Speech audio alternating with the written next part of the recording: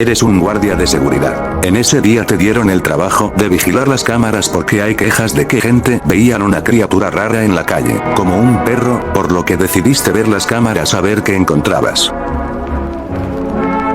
No pasaba nada, ni un solo ladrido se escuchaba.